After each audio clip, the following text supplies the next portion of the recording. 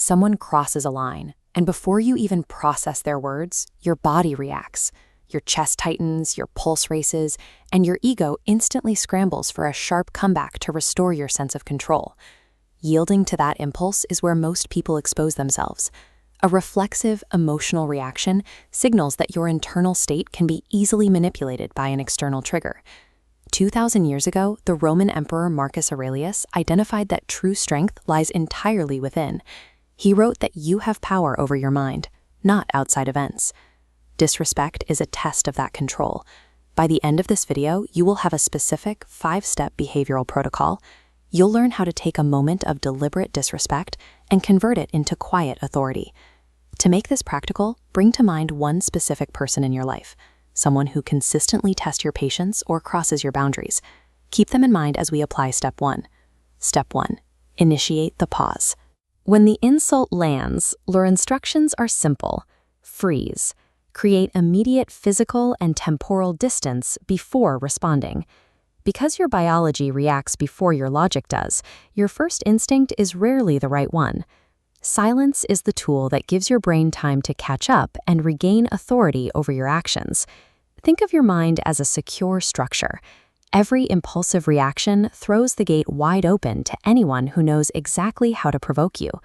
Discipline keeps that gate closed, forcing others to face your composure instead. Once you've secured the gate, move to Step 2. Withhold the explanation.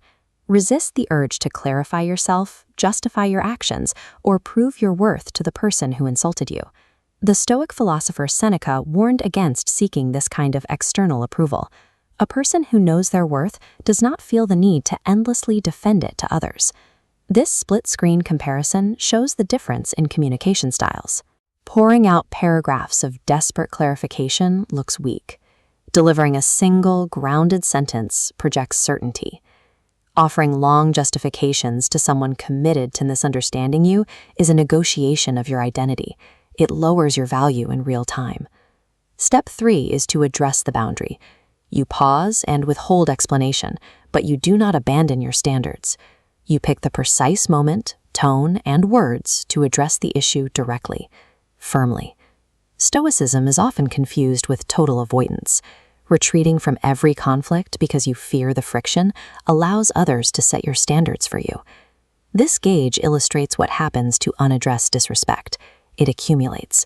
If you tolerate it, the tension turns into quiet resentment and slowly erodes your self-respect. You have to find the center, absolute clarity. When you do address that boundary, follow Step 4. Isolate the conflict. Never seek indirect revenge or rely on social backup to fight your battles. It is tempting to complain to coworkers, spread gossip, or try to damage the other person's reputation to restore the balance. But as this expanding web shows, involving others creates messy reliance on external validation. Your control depends on if the group takes your side. True power cuts through that noise. You handle the situation directly, one-on-one, with calm precision, or walk away entirely. Dragging an audience into your conflict creates emotional dependence. A strong person handles challenges independently. They don't need witnesses to validate their boundaries. This brings us to Step 5, and the place where most people fail. Anchor your standards. You must never lower your behavior to match theirs. When someone disrespects you, the immediate desire is to mirror their energy. You want to give them exactly what they gave you, because retaliation feels like justice. These charts demonstrate the difference.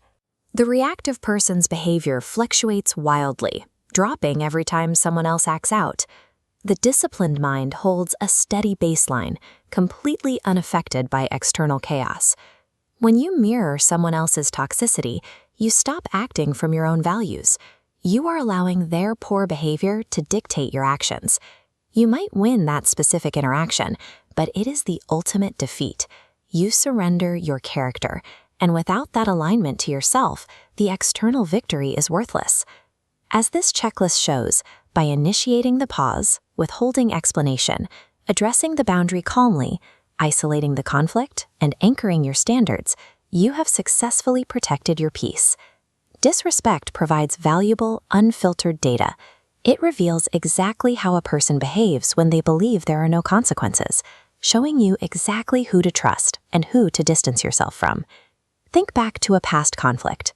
Tell me in the comments below about a specific moment where you wish you had used this exact protocol instead of reacting impulsively. Every time you choose restraint over impulse, you shape who you become. You train yourself to remain steady in a world that reacts without thinking. Subscribe to Stoic Spring to keep building that discipline, because awareness is where real mastery begins.